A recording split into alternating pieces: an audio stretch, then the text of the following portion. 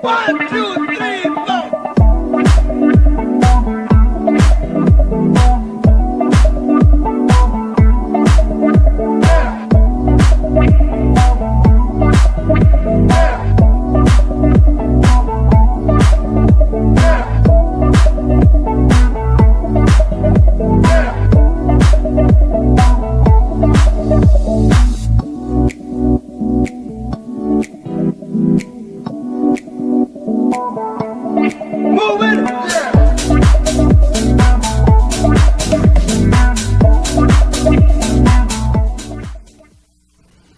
Hola, buenos días. Les saludamos de aquí del Colegio Nacional de Cirujanos Dentistas y en esta ocasión agradecemos su presencia en la cual presentaremos el primer encuentro estudiantil de endodoncia y se presentarán casos clínicos de la escuela Unitec, que el posgrado de Unitec y también el Unitec, el posgrado de Yuri Cutler.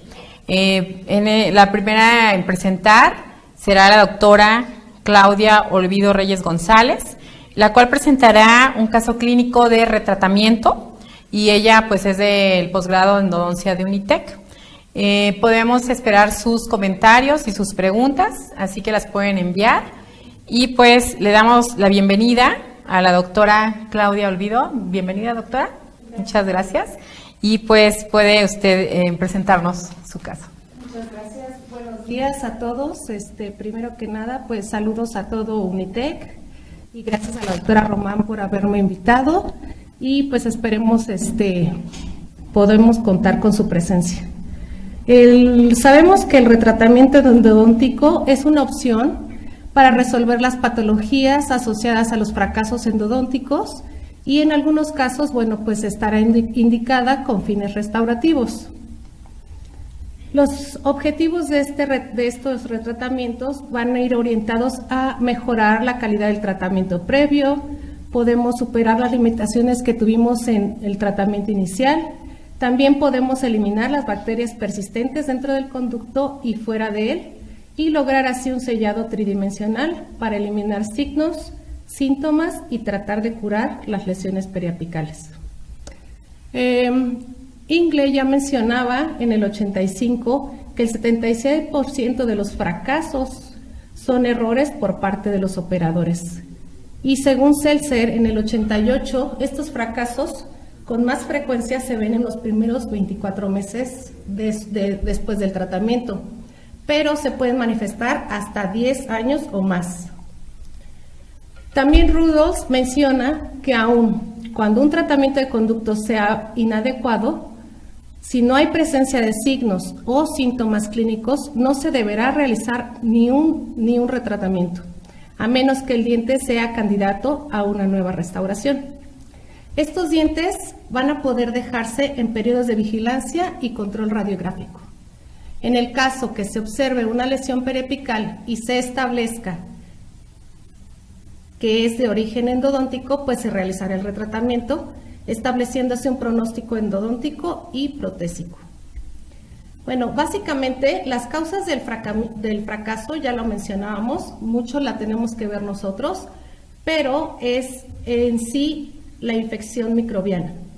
En el caso que cometamos errores de procedimiento, no es la propia complicación lo que da una infección persistente, por el contrario, es la imposibilidad de nosotros eliminar a los microorganismos presentes, lo que va a provocar esta patología.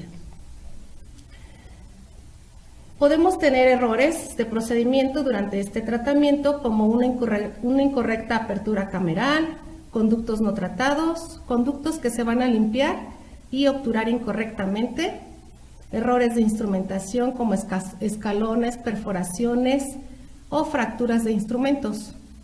También podemos realizar sobreextensiones de los materiales de obturación, después de que no se coloca una restauración, o tener filtraciones coronales o quistes radiculares. Ahora vamos a pasar al caso clínico que se realizó en la Universidad Tecnológica de México en el posgrado de endodoncia. El retratamiento en el diente 25 y terminó también con una cirugía periapical. La ficha clínica es un paciente masculino que se presenta a la clínica de 38 años y el motivo de la consulta pide que le quiten la muela porque no aguanta el dolor. Clínicamente se observa un aumento de volumen a nivel del diente 25, dolor a la palpación, masticación y percusión. Y al interrogatorio refiere que se le realizó una endodoncia de forma particular hace 4 años.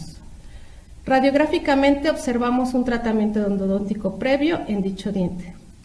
Antes, también se observaba a nivel periapical una radiolucidez, aparentemente la presencia de un objeto radiopaco a nivel del tercio apical y se inicia el diagnóstico del caso. La historia clínica, pues ahí nos niega enfermedades y alergias, también sin datos patológicos, los antecedentes heredofamiliares, sin datos patológicos, los antecedentes personales. Se realizan pruebas de sensibilidad pulpar, donde también teníamos como diente sospechoso el 24 y también le hicimos pruebas.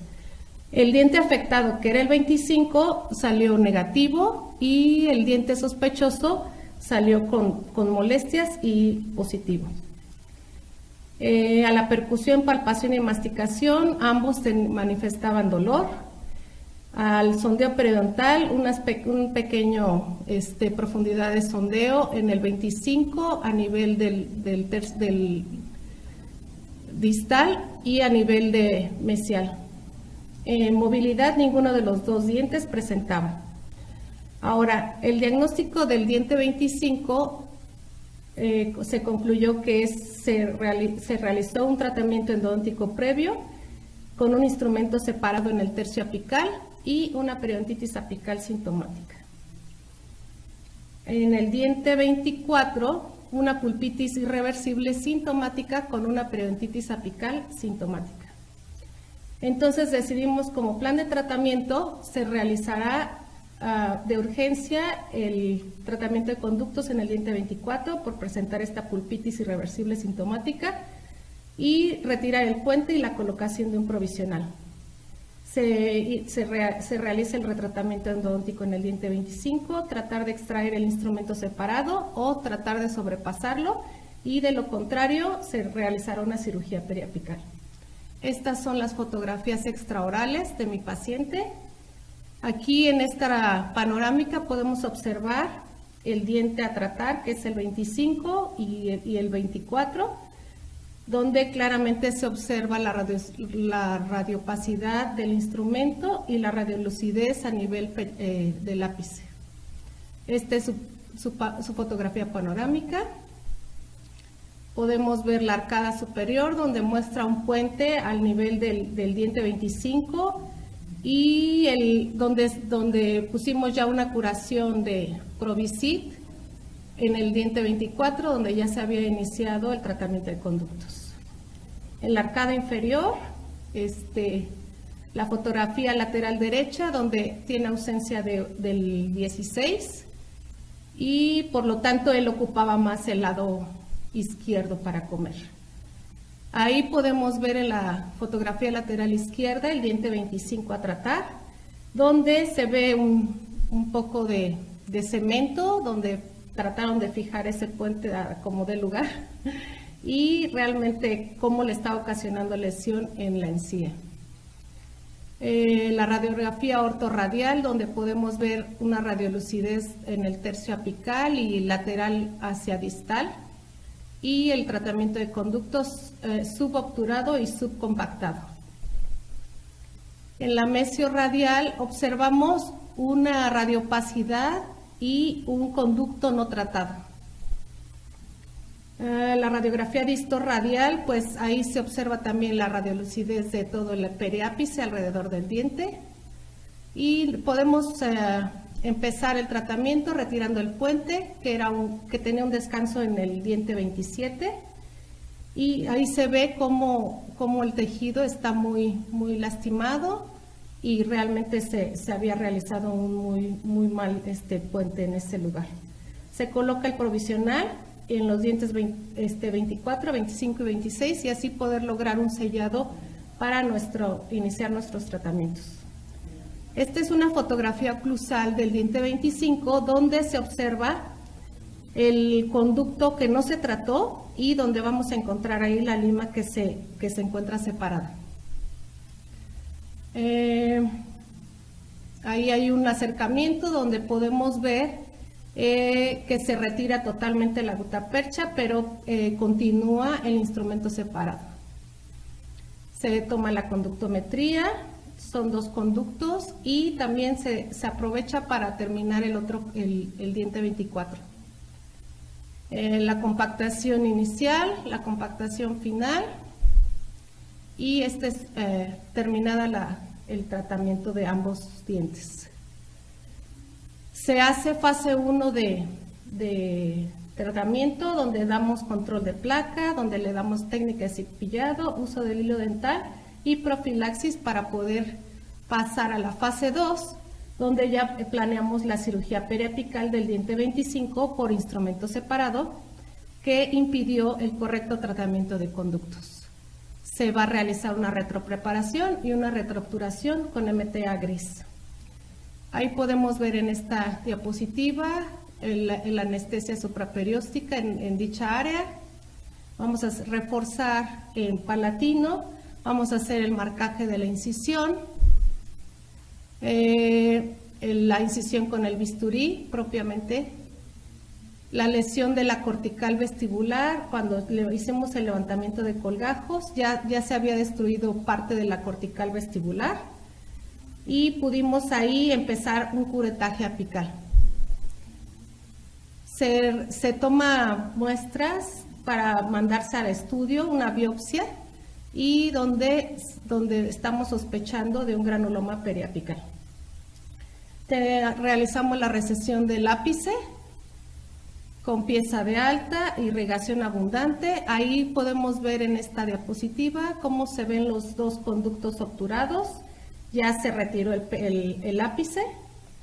Se hace la retropreparación con puntas de cirugía con ultrasonido. Realizamos la retroobturación con MTA gris que nos puede dar un mejor sellado y nos puede permitir, ahí también podemos ver la retroobturación, nos puede permitir un buen sellado de los conductos del diente. Empezamos con la sutura.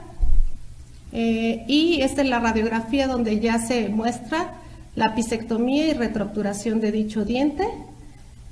Le colocamos el provisional con la sutura por debajo y la vista lateral ya después de 6 días sin suturas. Ahora podemos ver el control a 6 meses donde ya el hueso empieza a tener empieza a rellenar el área donde se hizo la cirugía. Y pues las conclusiones que tenemos al respecto, pues que la literatura nos va a reportar un promedio de porcentaje de éxito del 78% para los retratamientos endodónticos no quirúrgicos. Se considera el retratamiento como la primera opción en casos de un fracaso endodóntico. Y a pesar de que es menor el porcentaje de éxito en el retratamiento, es la opción más conservadora para el diente, evitando tratamientos más radicales como cirugías apicales y exodoncias. Esta es la bibliografía y pues gracias por escucharme. Hola, pues nosotros continuamos aquí en este encuentro estudiantil de endodoncia y pues vamos a pasar a nuestro siguiente caso clínico, el cual será presentado por la doctora Paulina Hernández Ruiz. Ella es del Instituto de Endodoncia Yuri Cutler y el caso que nos va a presentar es un radix entomolaris y pues le damos la bienvenida, doctora. Muchas gracias y pues esperamos que inicie con su caso. Adelante, por favor. Gracias, buenos días. Bueno, como ya lo mencionó la doctora, el caso clínico que les presento es un radix entomolaris en un primer molar inferior. Bueno, sabemos que es indispensable conocer la anatomía de los órganos dentarios, ya que esto nos va a promover que el tratamiento de pronóstico que nosotros realicemos, el tratamiento de conductos, que nosotros realicemos tenga un pronóstico favorable. Sabemos de sobra que la anatomía normal del primer molar va a tener dos raíces, una raíz mesial con dos conductos en una configuración 2-1 y 2-2 y una raíz distal con un conducto único. Sin embargo, hay variaciones como en el caso de, como en este caso, que es la presencia de una raíz accesoria, un radix entomolaris. Fue introducido por Carabelli en 1844 y como tal el término fue descrito por Volk en 1915. Esta se va a definir como una raíz accesoria que se desprende sobre la cara distolingual del órgano dentario de primeros molares mandibulares particularmente. De acuerdo a la clasificación de Mohr, se conocen tres tipos, en los cuales podemos apreciar en el primer tipo una raíz completamente curva, en el segundo tipo es una curvatura cervical y con un conducto recto, y el tercero tiene una doble curvatura, tanto en cervical como hacia el tercio medio y apical. Se caracteriza por ser una raíz corta y curva, el conducto prácticamente va a ser redondo y se va a desprender justo por debajo de la furca del órgano dentario y va a tener una conicidad mínima en el tercio medio y apical.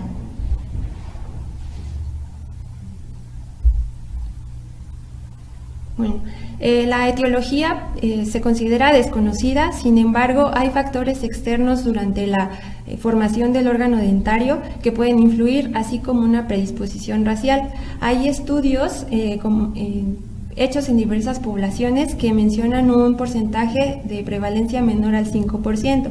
Sin embargo, en el 2011, en el estudio de Abela, que lo hizo de forma general, encontró que el 14.4% de su estudio presentaba esta variación. No tiene predilección por género y en el 50-70% de los casos puede presentarse de forma bilateral. Hay varias consideraciones que debemos de seguir para poder realizar el tratamiento. Una de ellas es que cuando nosotros veamos sobre la cara oclusal, el lóbulo ocluso distal va a ser prominente, así como lo menciona en el artículo de Obi, Peters y Wang en el 2011, la mejor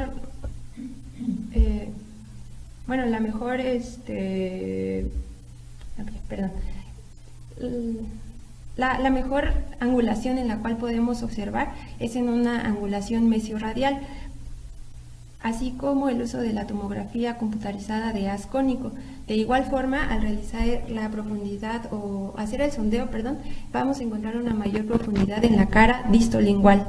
Las consideraciones en cuanto al acceso cameral, este debe de ser amplio en un sentido distolingual y debemos de seguir las líneas del desarrollo, que son estas líneas oscuras sobre el piso de la cámara pulpar, y evitar desgastes sobre la cara lingual del órgano dentario, ya que podemos promover una perforación, provocar una perforación o un desgarre del tejido dentinario.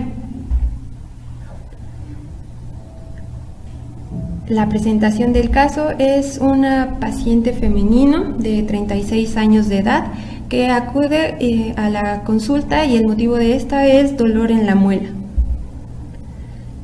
Es una paciente aparentemente sana, no refiere estar bajo tratamiento médico, ni referencias, no refiere antecedentes patológicos ni alergias referidas. A las pruebas diagnósticas, el órgano dentario 36 va a responder positivo a las pruebas de sensibilidad pulpar térmicas al frío y al calor, positivo a la percusión vertical, la sensibilidad eléctrica va a responder con menor estímulo que el órgano dentario homólogo y el sondeo perirradicular va a ser normal excepto en la cara distal del órgano dentario.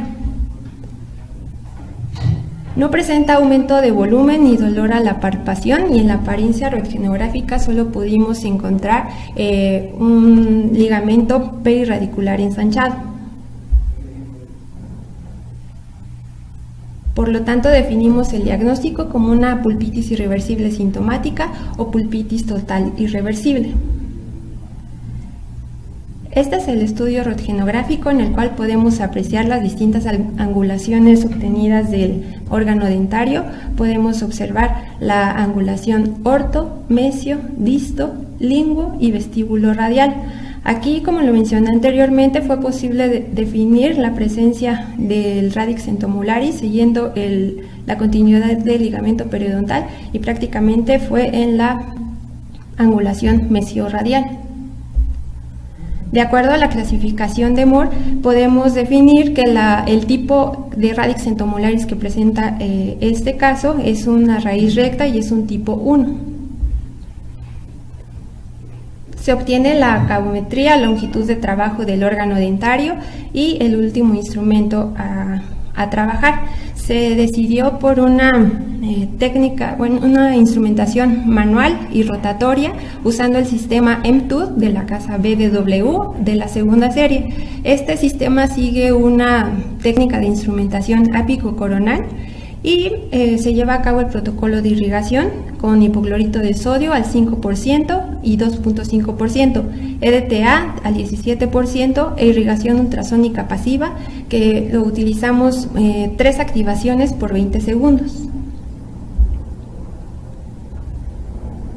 Durante la instrumentación tuvimos la desventaja de un instrumento separado en la raíz, en el conducto mesio-vestibular. Este era el último instrumento de la serie y contando que era un diagnóstico de pulpitis irreversible sintomática y siguiendo pues las recomendaciones sobre el manejo de instrumentos separados, pues se decidió, y siguiendo esta guía publicada en el artículo de Madarati del 2013, que de acuerdo a la importancia en el plan de tratamiento del paciente, así como la posición del fragmento separado dentro del conducto, si tenemos o no el instrumental adecuado, el riesgo de complicaciones que pues se pueda haber como perforaciones y la existencia de una lesión perirradicular.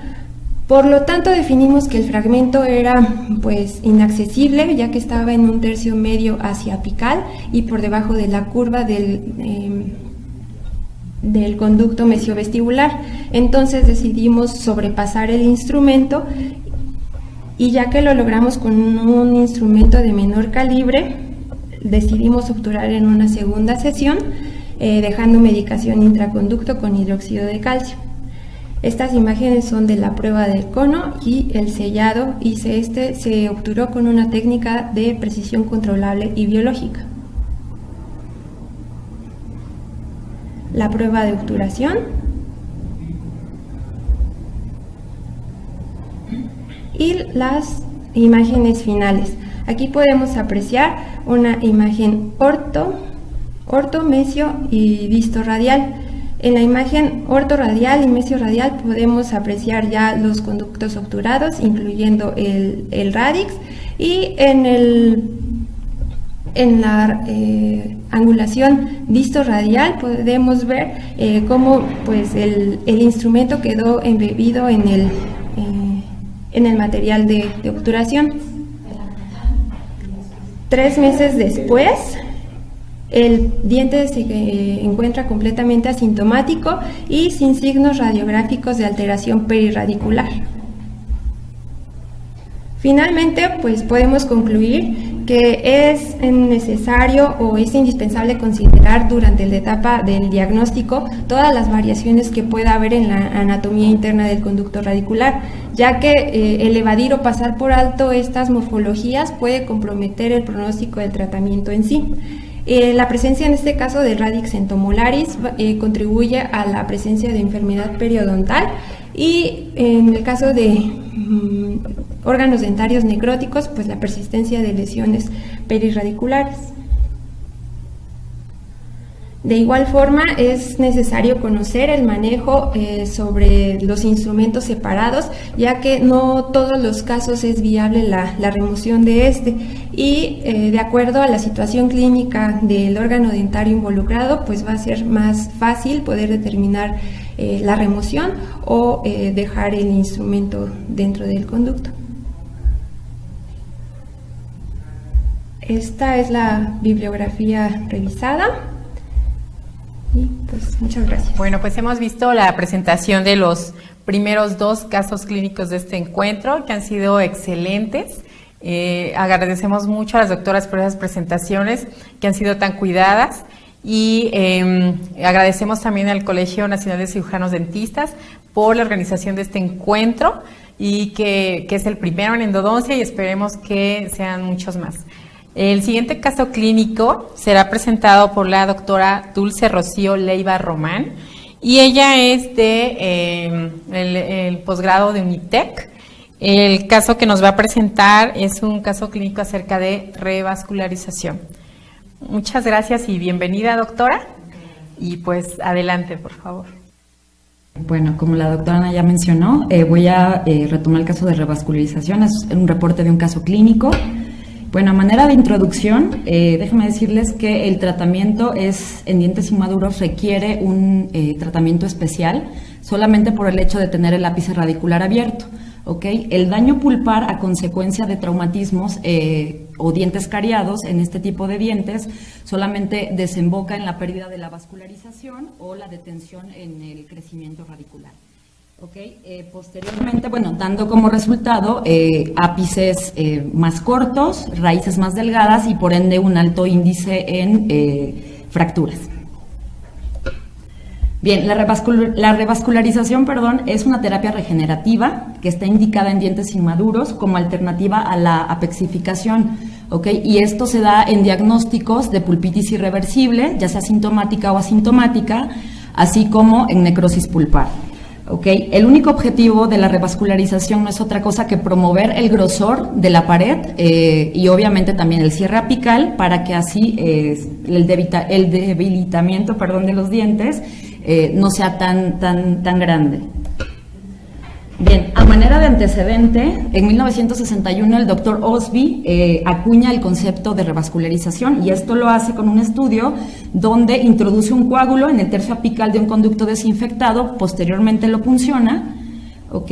Y antes de obturarlo, y así empieza el concepto y también la práctica de revascularización.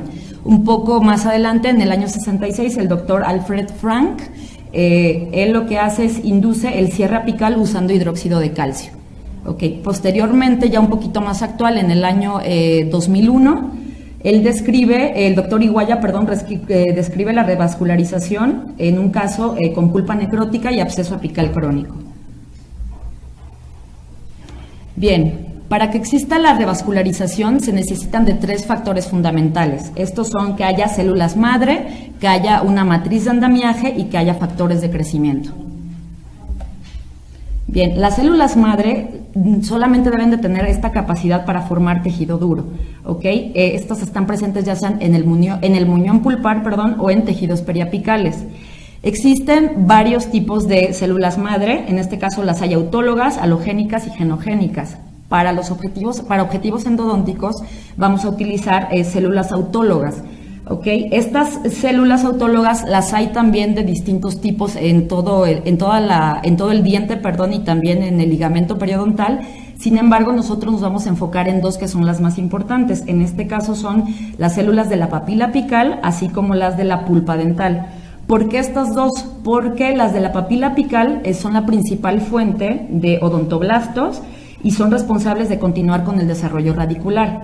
Por otra parte, las de la pulpa dental hacen la diferenciación de los odontoblastos, son responsables de la regeneración dentinopulpar, así como responsables de la regeneración nerviosa. Bueno, se cree que son responsables de la regeneración nerviosa. Bueno, el andamio. El andamio es una guía de crecimiento celular o es un soporte físico, ¿ok? Esto va a permitir la adherencia, también el crecimiento y la diferenciación celular. El andamio puede ser natural o puede ser sintético. Las características que debe tener cualquier tipo de andamio es que sea poroso, biocompatible, biodegradable o debe transportar nutrientes. En este caso, el coágulo es el que va a hacer el papel de andamio. Bien, los factores de crecimiento. Los factores de crecimiento son células que son señal necesarias. ¿Por qué? Porque estimulan, proliferan y hacen la diferenciación celular. Esta diferenciación celular, o más bien estos factores de crecimiento van a estar en la sangre. Ok, los factores más relevantes son dos, que es el factor de transformación de crecimiento y la proteína morfogénica ósea. El factor de transformación de crecimiento es el responsable de la diferenciación y secreción de dentina, y la proteína morfogénica ósea de la formación de dentina reparativa, haciéndola más densa y que haya más cantidad de dentina reparativa. Bien, las ventajas de la revascularización son que al regenerar con células sanguíneas propias, la disminución, se reduce la posibilidad de rechazo de esto. Y otra de las ventajas es que los medicamentos que se utilizan son de fácil uso y son muy fáciles de conseguir. También otra ventaja es que se puede obtener evidencia radiográfica sobre el desarrollo y sobre el avance radicular continuo, así como el fortalecimiento de la raíz a lo largo del tiempo. Bien, por otro lado, las desventajas de la revascularización son que los resultados clínicos a largo plazo son controversiales. ¿Por qué? Una, porque hay pocos estudios sobre revascularización, en los cuales hay falta de continuidad del desarrollo radicular. Por otro, hay ausencia de cierre apical o calcificaciones del conducto. Okay. También, aparte de esto se da porque los pacientes también desaparecen, no se restauran, o por ejemplo, que la mayoría de estos son menores de edad, entonces vuelven a incurrir en otro traumatismo, haciendo que el tratamiento fracase. Okay. También se desconoce si la naturaleza del tejido formado realmente es de origen dentinario, por eso se dice que la formación es de tejido duro, okay, porque todavía no sabemos si es tejido dentinario, si es tejido osteoide, si es cementoide, solamente es tejido duro. Y bueno, también las complicaciones con el uso de la pasta triantibiótica. Esto es porque la pasta triantibiótica puede provocar pigmentación coronaria, desarrollar cepas bacterianas que sean resistentes, aparte de reacciones alérgicas por los antibióticos que se están utilizando. Okay. Los medicamentos utilizados para hacer revascularización son la pasta triantibiótica, una pasta biantibiótica y el hidróxido de calcio. Estos tres medicamentos, el único objetivo que tienen pues, es bajar la carga bacteriana, sea cual sea que se esté utilizando. Bueno, en este caso también mencionó el MTA. El MTA lo único que va a fungir es como una barrera física, ¿okay? Que vamos a utilizar posterior a la punción del coágulo. Y se utiliza MTA porque es un material biocompatible, tiene propiedades osteoinductivas, se coloca en presencia de humedad, no fortalece la estructura dental restante y reduce significativamente el periodo de regeneración. Bien, el protocolo o técnica de revascularización. El protocolo, cabe mencionar que no hay un protocolo que esté completamente estandarizado. Sin embargo, pues en los artículos o en algunos estudios casi todos coinciden con estas tres vertientes. En este caso el protocolo es que debe haber una desinfección química del conducto antes de llevar a cabo la instrumentación. Debe haber un entorno adecuado para el andamio y debe haber un sellado hermético ya posterior a que se hizo el tratamiento para que otra vez no vuelva a haber una reinfección bacteriana. Bien, pues vamos a pasar al caso clínico. El caso clínico fue una chica de 14 años que llega a la clínica de endodoncia del posgrado de endodoncia de Unitec con un motivo de consulta de sensibilidad al frío desde hace 2 meses en la última muela. Bien. Perdón, aquí. En las pruebas diagnósticas se hizo pudimos notar que el tratamiento tenía un tratamiento dental reciente no mayor a 3 meses. Tenía un dolor localizado provocado por el frío y tenía también dolor a la masticación. Tenía una restauración muy bien sellada, era una resina, pero estaba bastante bien sellada, era bastante aceptable. Ok. Después, la respuesta a los estímulos pulpares y tejidos es que cuando se le hizo la prueba al frío con el CO2, tuvo el primer estímulo hasta los 14 segundos y desaparece 5 segundos después. Hubo molestia a la percusión y a la masticación. Bien, en la evaluación radiográfica, la restauración, como se puede ver, estaba ajustada. Era una restauración por lo menos radiográficamente profunda, aunque ya después que abrimos sí estaba muy profunda, la pulpa estaba en vivo. El espacio ligamento periodontal estaba ensanchado, había una ligera lesión radiolúcida periapical y el ápice pues obviamente estaba abierto. El diagnóstico endodóntico fue pulpitis irreversible asintomática con periodontitis apical sintomática. Bueno, lo que se hizo en la primera cita fue el acceso coronal. Ya cuando hicimos el acceso coronal, ya desde el radiográfico parecía, pero bueno, lo confirmamos en el acceso coronal. Hubo un conducto en forma de C, categoría 5. Posteriormente se procedió a permeabilizar el conducto, se hizo la conductometría real que fue a 18.5 milímetros con lima 100 de la tercera serie. También se activó el irrigante con hipoclorito de sodio al 5.25%. La activación del hipoclorito, cabe mencionar que lo hicimos con ultrasonido en 4 sesiones de 30 segundos, cada uno tomando las precauciones necesarias para que no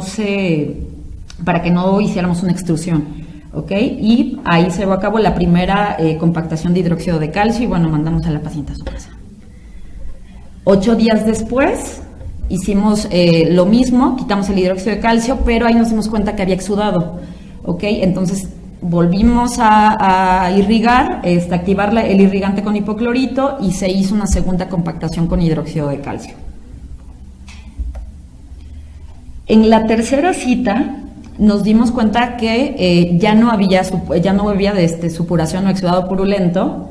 Sin embargo, aquí cabe mencionar que hicimos algo. El anestésico que se utilizó ese día tenía vasoconstrictor, entonces no era viable llevar a cabo la punción. Por ende, otra vez se volvió a activar el irrigante, se volvió a colocar hidróxido de calcio y la volvimos a mandar a su casa. Ahora sí, ya en la cuarta cita, el anestésico que se utilizó ya fue sin vasoconstrictor y se procedió a hacer la punción apical para generar el coágulo. Si se dan cuenta, en la compactación del MTA, el MTA está muy abajo. ¿Por qué? Porque por más que hicimos punción, lo más que logramos nosotros de coágulo, el coágulo debe alcanzar al menos tercio medio, y lo único que pudimos alcanzar como coágulo fue hasta el tercio apical. Entonces decidimos de todas maneras colocar el hidróxido de calcio para ver cómo esto iba a funcionar, obviamente dándole el seguimiento pertinente. Entonces, ya en la quinta cita, revisamos el fraguado del MTA, se obturó con gutapercha en una técnica vertical, cemento H+, y reconstruimos la parte coronal con ionómero de vidrio. Y bueno, 3 meses después regresa esta chica a su primer control, y único que llevamos hasta ahorita, y observamos que hubo una disminución de la lesión periapical, un ligero cierre también apical, y el paciente se encuentra totalmente asintomático. Y bueno, pues para concluir, existen distintos procedimientos regenerativos, entre ellos apexogénesis o apexificación, también está la revascularización. La indicación siempre va a depender del diagnóstico inicial y aparte pues es otro tipo nada más de procedimiento o de tratamiento, no quiere decir que uno sea mejor que el otro, ¿ok? Y bueno, gracias a la capacidad reparativa del complejo dentino pulpar en pacientes muy jóvenes, es posible aplicar terapias conservadoras como la revascularización en casos donde la pulpa aún haya sido completamente destruida. Y bueno, por último, la revascularización es un procedimiento viable que permite el desarrollo radicular y el engrosamiento de las paredes dentinarias. Y eso es todo, muchísimas gracias. Bueno, como pudimos ver, el tema de la revascularización también fue muy importante. Muchísimas gracias a la doctora que presentó ese caso, realmente muy interesante el caso, cómo lo llevó. Y bueno, ahorita tenemos a la doctora Gabriela Espinosa Córdoba. Ella es estudiante del Instituto Yuri Cutler y nos va a hablar de resolución de lesión periapical mediante el uso de medicación intraconducto con hidróxido de calcio. Veámosla y yo creo que también va a estar muy interesante este caso, así que esperemos sus preguntas al término. Ella ya es la última ponente, entonces todos sus comentarios, preguntas acerca de todos los casos que presentaron las doctoras, les agradeceré lo manden, ya saben, a la liga, al Colegio Nacional de Cirujanos Dentistas, al CNCD, y al término de esta última ponencia ya hacemos la serie de preguntas. Gracias. Bueno, yo vengo representando al Instituto de Estudios Avanzados en Odontología Dr. Yuri Cutler. Mi tema es resolución de lesión periapical mediante el uso de medicación intraconducto de hidróxido de calcio. Bueno, creo que todos los que nos dedicamos al área de endodoncia buscamos mejorar el pronóstico de nuestros tratamientos y por eso para mí es muy importante el uso de la medicación intraconducto. Y dentro de estos medicamentos, bueno, tenemos al hidróxido de calcio, que como sabemos es un polvo blanco que se obtiene por la calcinación del carbonato cálcico. Es granular, amorfo, inodoro y poco soluble en agua. Y dentro de sus características tenemos que su pH es muy alcalino, de 12.5 a 12.8, lo cual le confiere propiedades bactericidas, dicho por La Sala en 1992 y Mondragón en 1995. También su peso molecular es de 74. Su uso en endodoncia se dio a partir de 1920 por Germán y sus principales aplicaciones dentro del área endodóntica son los recubrimientos pulpares directos, la medicación intraconducto y la apicogénesis. Bueno, este se compone de un polvo, un vehículo y se le añade un radioopacador. Como ya mencionamos, el polvo es blanco, incoloro, inodoro y poco soluble en agua. Los vehículos pueden ser de 3 tipos: los acuosos, viscosos y oleosos. Dentro de los acuosos, que son soluciones que son solubles en agua, como el agua, el anestésico, que tiene la menor tensión superficial, o la solución salina. Bueno, estos al entrar en contacto con los tejidos y los fluidos tisulares van a proporcionar una mejor disociación iónica, pero los fluidos tisulares, bueno, están encargados de, o más bien, provocan la disolución del hidróxido de calcio en los días sucesivos. Y en cuanto a los viscosos, como son la glicerina, el polietilenglicol o el propilenglicol, bueno, retardan más la disociación iónica y por ser rellenos más densos, evitamos un recambio más pronto y aparte evitamos la extrusión hacia los tejidos perirradiculares. Y por último, dentro de los oleosos, que serían las siliconas, bueno, estos aún más retardan la disociación iónica y pues los recambios se harían después de, no sé, 3-4 semanas. Dentro de los radioopacadores, bueno, estos se añaden con la finalidad de dar radiopacidad al material. Generalmente se añade el sulfato de bario, el óxido de bismuto o composiciones con iodina o bromina. Tenemos algunos autores como Estamos y colaboradores que concluyeron que los productos de la reacción química que se produce entre los vehículos y el hidróxido de calcio van a provocar una disminución en el pH, provocando una alteración en las propiedades terapéuticas de la mezcla. Y también Spangberg sugiere que como mejor vehículo para preparar el hidróxido de calcio está el agua estéril. Dentro de sus propiedades físico-químicas, tenemos que el hidróxido de calcio es el material de protección más soluble que existe y tiene una baja resistencia a la compresión. Y bueno, ahora su mecanismo de acción se basa principalmente en lo que es la liberación de iones hidroxilo, lo cual le confiere el efecto antimicrobiano. Hay una disminución de la actividad osteoclástica, activa también la fosfatasa alcalina, favorece la reparación ística y provee la posición de tejidos calcificados. Por su parte, los iones hidroxilo promueven la alcalinidad en el área de acción y aparte desnaturalizan los productos bacterianos como son los lipopolisacáridos de las bacterias. Según Josoya, su mayor liberación de iones hidroxilo es a los 14 días y también el autor Sjogren usa el hidróxido de calcio durante 7 días para eliminar o disminuir los microorganismos. Por su parte, los iones de calcio liberados actúan disminuyendo la permeabilidad vascular y también estimulan la síntesis de colágeno. Bueno, ahora, ¿dónde y cómo actúa? Tenemos que el hidróxido de calcio va a actuar por contacto, disociando los iones hidroxilo. Es excelente para anaerobios gram negativos y este va a actuar sobre una porción de la membrana externa de la pared celular, que específicamente es el lípido A de los lipopolisacáridos, y bueno, va a actuar a nivel de la membrana citoplasmática. Tenemos otro mecanismo de acción que es la desnaturalización de las proteínas y va a provocar la necrosis por licuefacción en las capas más superficiales y por coagulación, en las capas más profundas. Bueno, como todo material tenemos que posee ventajas y desventajas. Dentro de sus ventajas es que es un material muy económico, es de fácil manipulación, pero solo en presentaciones hidrogel y en base catalizador. Y sus desventajas, bueno, como ya dijimos, es muy soluble y es muy difícil de manipular en presentación polvo y agua y tiene una baja resistencia a la compresión. Mi caso clínico, bueno, como ficha de identificación es un paciente masculino de 62 años, casado, es instructor y su motivo de consulta es estudio de endodoncia. A mis pruebas de diagnóstico tenemos que respuesta al frío negativo, respuesta al calor negativo, percusión vertical negativo, también horizontal negativo. A la prueba eléctrica, me responde negativo.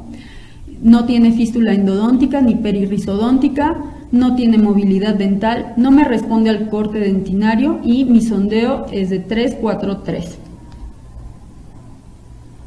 No hay aumento de volumen, no hay dolor a la palpación, no hay desmorrizodonto ensanchado, sí hay metaendodontitis rarefaciente y no hay metaendodontitis condensante, sí tiene una lesión cariosa y no tiene fractura.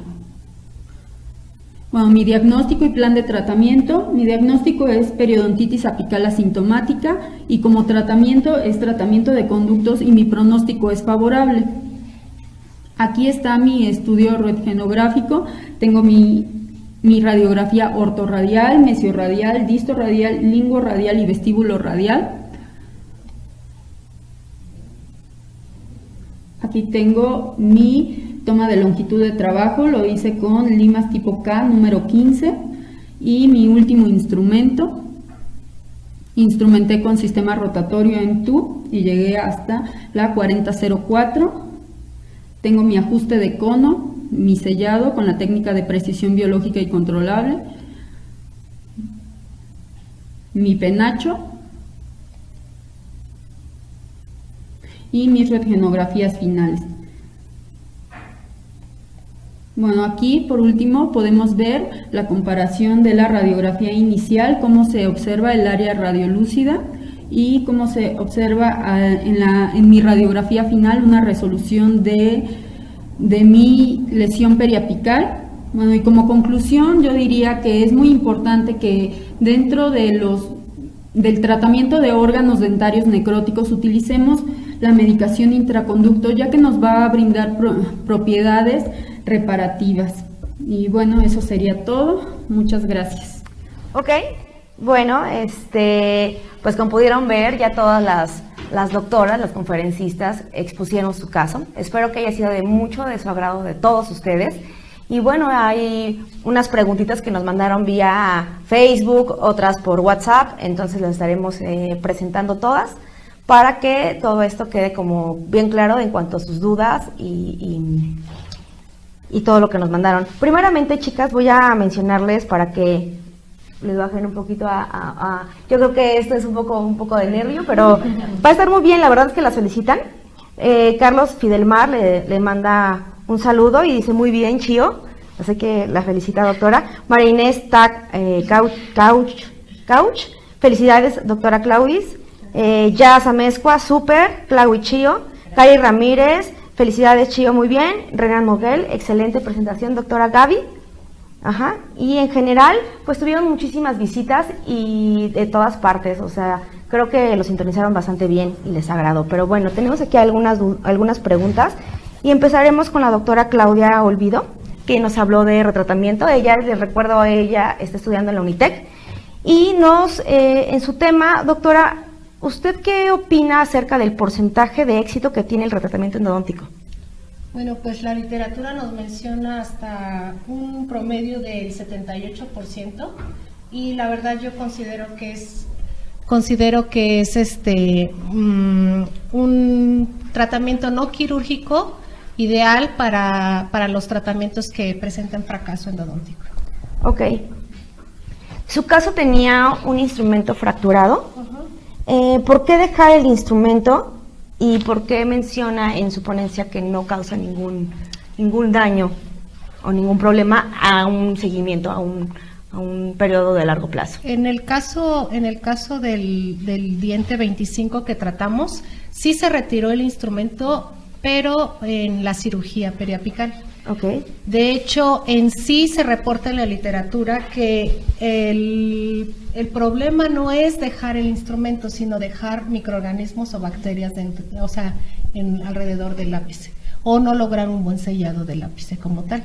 Pero en realidad, en el caso clínico que presentamos, no pudimos retirarlo vía conducto, pero sí lo hicimos por medio de la cirugía periapical. Ok. Usted, en todo esto del caso de retratamiento, ¿cuál sería su protocolo de irrigación en casos de retratamiento? En casos de retratamiento, normalmente en Unitec utilizamos hipoclorito al 5.25, utilizamos intercalado suero, EDTA, y posteriormente clorexidina. Normalmente tratamos de no... ¿Clorexidina como al término de...? Sí, ya para terminar, y porque también tiene sustantividad, pero también nos impide un buen sellado de los materiales del sellado. Entonces, tratamos de retirarlo, después aplicamos suero y logramos así una desinfección del conducto. Perfecto, muchísimas gracias. Bueno, si recuerdan, después de la doctora, hubo un tema acerca de radix entomolaris con la doctora Paulina Hernández Ruiz. Doctora, en su caso, ¿cómo instrumentar en esos casos cuando hay una raíz extra? ¿Cómo usted lleva a cabo ese tratamiento? ¿Cómo instrumentarlo? ¿O cómo desde hacer también al acceso, todo? ¿Qué consideraciones usted debería tener en estos casos? Ok, bueno, pues se menciona que el acceso debe ser como amplio, en un sentido distolingual, para poder acceder a la entrada del conducto y no evitar de dotar la cara lingual para evitar una perforación. De acuerdo a la instrumentación, bueno, hay varios pues consejos que la raíz es muy pequeña y delgada, entonces hay que recomendar no instrumentar en exceso para pues obviamente no desgarrar la raíz. Ok. Nos habló acerca de la obturación. Muchas personas a lo mejor no ubican este término, pero nos comentan cuál es la técnica de precisión controlada y biológica, la que se utiliza para la obturación en Yuricutlán. Ok, lo que intentamos o lo que creemos es que sellar la salida del foramen. Esto lo logramos, bueno, basándonos en un ajuste del cono. Después se enfría con cloruro de etilo, se pasa o reblandece por gilol y se puede aplicar en la punta del cono hidróxido de calcio o MTA.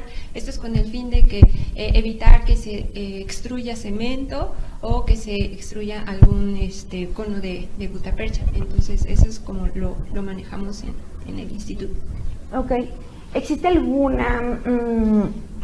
alguna dificultad al obturar esta raíz extra que usted menciona en su caso del entomolaris?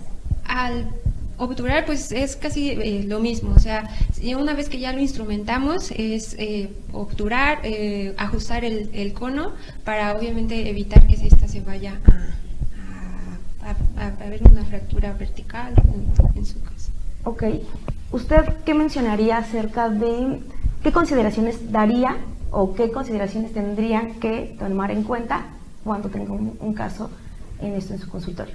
Que se presente, no sé, a lo mejor tomar una radiografía en cierta angulación, o ¿qué consideraciones daría? Sí, para el diagnóstico determinan una angulación mesiorradial en unos 25 grados para poder determinar o seguir el ligamento periodontal y ya como tal poderla observar, porque en otras radiografías, sabiendo que está en una posición distolingual, pues se va a sobreponer en la raíz distal y pues no la vamos a determinar.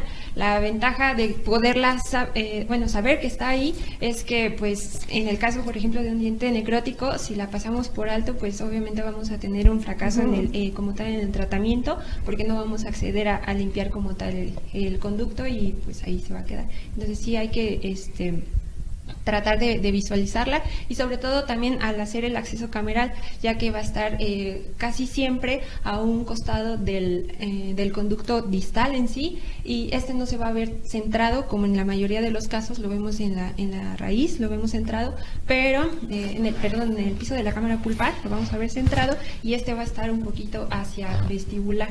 Entonces tener en cuenta o diferenciar la posición del radix, que va en tomolaris, en este caso va a ser hacia el lado distolingual.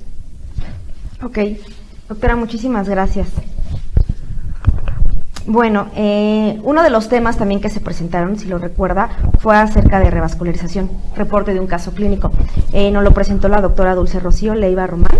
Ella también está estudiando en la Unitec. Entonces, doctora, muy bonito su caso. La verdad Gracias. Es que es un tema interesante. En lo particular, a mí se me hace interesante porque no muchas veces es una técnica que utilizan. En ciertas ocasiones no tienen como esta información muchos de los doctores, y entonces lo omiten o se van por algún otro tratamiento más convencional o que conocen. En cuanto a su tema, doctora, ¿usted cómo lo definiría en cuanto a porcentaje? ¿Qué porcentaje de éxito tiene un tratamiento como estos? Mira, de hecho, igual, la literatura dice que es un tema controversial, porque los pacientes de repente se pierden, era lo que mencionaba un poco en la exposición, se pierden, entonces el seguimiento debe ser a 30 meses, ¿ok? Entonces de repente que un paciente lo tengas en constante devenir los 30 meses a veces es un poco complicado, ¿ok? No es como que haya un porcentaje de éxito, más bien es que los pacientes vengan y tú puedas llevar a cabo todos estos seguimientos, ¿ok? Obviamente, mientras el cierre radicular se pueda llevar a cabo, obviamente haya las medidas pertinentes para cuidarlo, pues no hay ningún problema. Digamos que puede funcionar como un diente maduro ya normal, ¿sí me explico? Obviamente tomando en cuenta de que pues ya hay una mortificación pulpar, más bien ya no hay pulpa, pues sí me explico, ok, pero obviamente tienes que tener como mayor cuidado, pero de ahí para allá de que hay un cierre radicular óptimo, sí lo hay, y es a 30 meses aproximadamente cuando ya el caso se puede decir que es exitoso o no. Ok. ¿Cuál fue la razón por la cual usted decidió realizar ese tipo de tratamiento y no algún otro más convencional, no sea picoformación o solamente colocar un tapón de MTA y después obturar? Bueno, una, por la edad que tenía esta chica; dos, por la apertura que tenía en el ápice, que tenía para entonces una clasificación 3 de Velázquez, o sea, todavía hacía falta un poquito más. No obstante, toda la cavidad estaba completamente sana. Entonces ahí fue, pues no sabemos qué pasó realmente, ella no refiere más que le quitaron una pequeña caries, se llegó a pulpa. Entonces pues decidimos intentarlo, a ver cómo nos funcionaba, y pues bueno, realmente esa fue la decisión, nada más para probar cómo iba funcionando la revascularización. Y afortunadamente todo indica que va muy bien. Apenas va a un control, y en el primer control pues ya por lo menos la lesión periapical ya está desvaneciendo, va menguando, y la voy a ver yo creo que unos 3 meses más, a ver si ya el cierre apical va mejorando. Ok. Cuando usted realiza el picoteo y posteriormente va a la punción, cuando usted realiza la punción, ¿coloca algún tipo de andamio posterior a esto? No. O sea, el andamio es el coágulo. O sea, ¿Hay algunas ocasiones en las que colocan algún tipo de andamio, como alguna membrana, como...? No, nosotros nada más utilizamos se hizo la punción. Okay. No se logró tanto el coágulo que llenara donde queríamos que llenara, pero bueno, sí se logró un poco de coágulo. Ya después del llenado se puso la barrera física, que fue el MTA. Okay. Pero es una barrera física, o sea, no es el andamio como tal, el andamio lo hace el coágulo. Ok. ¿Algunas consideraciones que usted mencionaría en algún caso como este? Si algunos de los doctores que nos están viendo quieren realizar ese tratamiento, ¿qué usted le sugeriría para tener un buen tratamiento en esto y que tengan un buen porcentaje de éxito?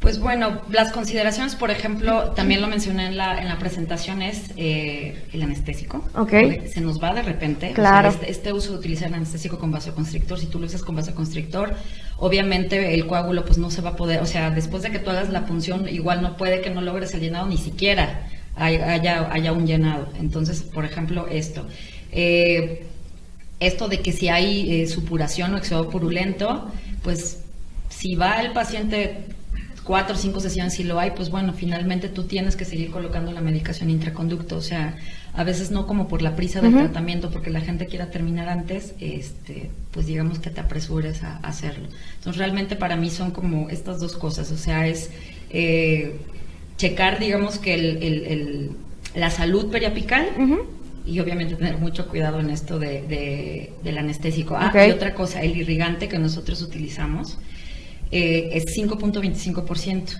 es un ápice abierto, nada más tener la precaución de no extruirlo. Claro. En este caso, aquí nada más, por lo mismo que era un conducto enseguida, un conducto muy grande, se depositó, se puso la punta de ultrasonido y digamos que se dejó que empezara a vibrar y nada más. Pero realmente no lo depositamos ni siquiera tercio medio, nada, se depositó en la cavidad del diente.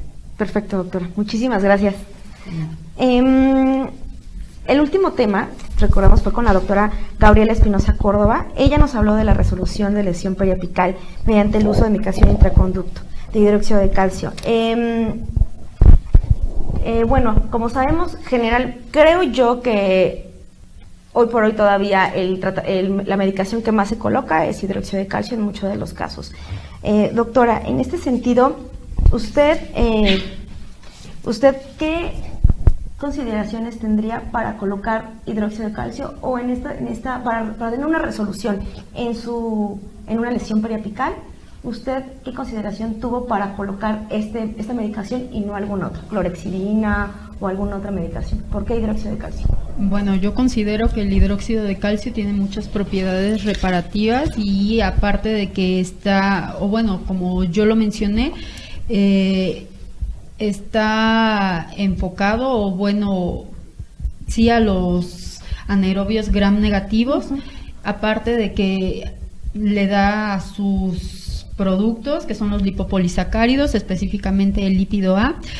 Creo que me faltó mencionar que mi paciente fue a la primera cita, se tomó cabometría, o bueno, la longitud de trabajo, y el paciente desapareció 3 meses, pero creo yo que fue importante la colocación de medicación intraconducto, porque al no haber un seguimiento, o bueno, que el paciente se presentara a su próxima cita, que era en la próxima semana, nos damos cuenta qué tan importante es el uso de esta medicación y cuál es, bueno, más bien nos damos cuenta que hubo una resolución de la lesión periapical solamente usando el hidróxido de calcio.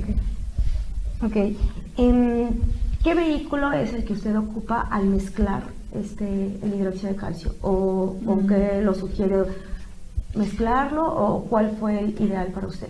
Bueno, para mí, o al menos yo uso el hipoclorito de sodio al 5.25%. Como lo mencioné, hay distintos vehículos, pero para mí el mejor es el hipoclorito por su disociación iónica, ya que es un vehículo acuoso. Ok, doctora. ¿Usted, por ejemplo, qué consideración tendría si el paciente como usted menciona, se perdió? Cuando regresa, ¿usted termina el tratamiento como tal obtura o hace algún tipo de recambio de medicación? Depende de las circunstancias, depende de cómo yo vea que viene el paciente, cómo regresa, se decide si obturamos o no, porque hay que considerar que es un paciente que podría volver a desaparecerse. Entonces, ahí yo tomaría la decisión de obturar o no, o hacer un recambio. ¿Sí? Okay. ¿Algún protocolo de irrigación que usted tenga en estos casos con alguna lesión periapical? El normal, hipoclorito de sodio al 5.25%, EDTA y clorexidina como irrigación final. Ok, perfecto. Pues bueno, muchísimas gracias, doctora. Desde aquí yo tengo el micrófono.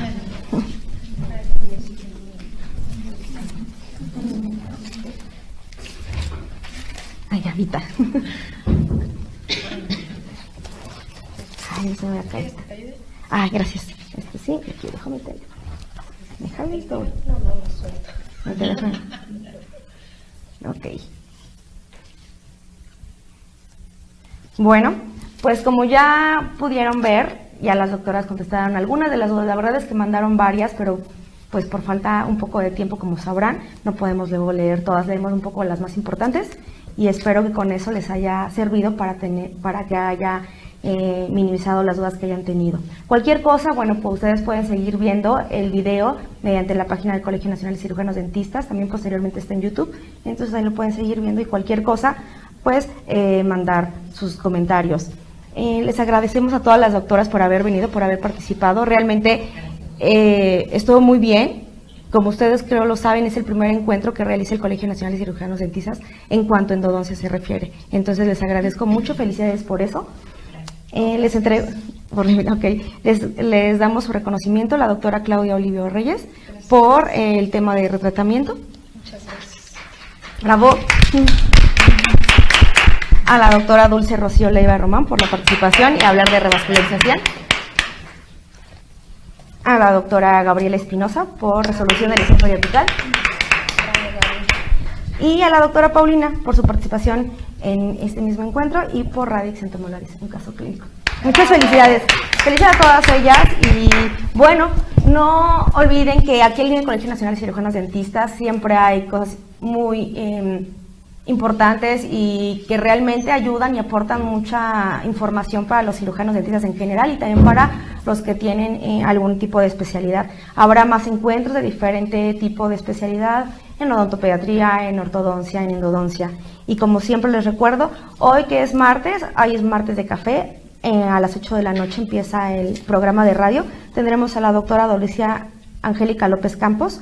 Ella trabaja en la CAS UNAM y nos hablará de su trayectoria. Es algo importante, es un tema que los cuales ya la conocen, bueno, será de importante para ustedes. Les agradezco mucho y espero les haya agradado todo este encuentro. Que estén muy bien y nos estamos viendo pronto. Gracias.